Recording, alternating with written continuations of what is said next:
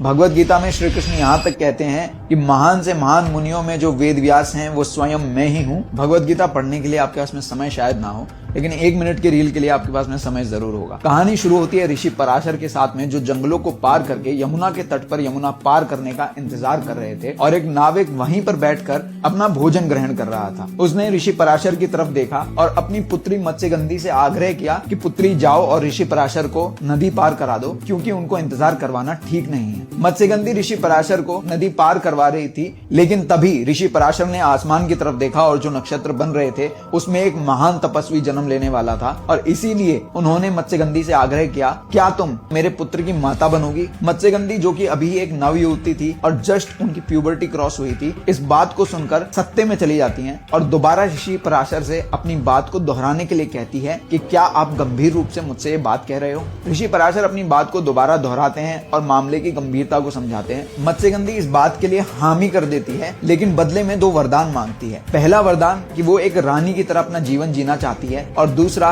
कि उसके शरीर से जो मछलियों की गंध आती है ये परमानेंटली चली जाए। ऋषि उन्हें दोनों वरदान आशीर्वाद में दे देते हैं और साथ ही मत्स्यगंधी को इशारा करते हैं कि यमुना के बीच में जो द्वीप मौजूद है वहां पर नाव को लगा दें, पर फिर अपनी योग शक्ति से वो चारों तरफ धुंध को इतना बढ़ा देते हैं कि जिसके आर पार देखा नहीं जा सकता और इसी प्रकार वो पिता बनते हैं मत्स्यगंधी के पुत्र कृष्णा द्वैपायना के। कृष्णा द्वैपायना जन्म से ही बोल सकते थे, चल फिर सकते थे और उनका रूप तपस्वी जैसा था। कृष्णा द्वैपायना जिस वक्त अपनी माँ के गर्भ में धारण हुए थे उसी दिन उन्होंने जन्म लिया था। कृष्णा यानी श्याम वर्ण, द्वैपायना यानी जिसका आगमन द्वीप पर हुआ है, इसीलिए उनका नाम पड़ा कृष्णा द्वैपायना। आगे चलकर उनकी माता मत्स्यगंधी सत्यवती के नाम से जानी गई और आगे चल के कृष्णा द्वैपायना वेद व्यास कहलाए, जिन्होंने वेदों को इकट्ठा किया, भारतवर्ष की संस्कृति को संभाला और उसे आगे बढ़ाया। अगले भाग में आप वेद व्यास और उनके पुत्र सुखदेव की कहानी सुनेंगे।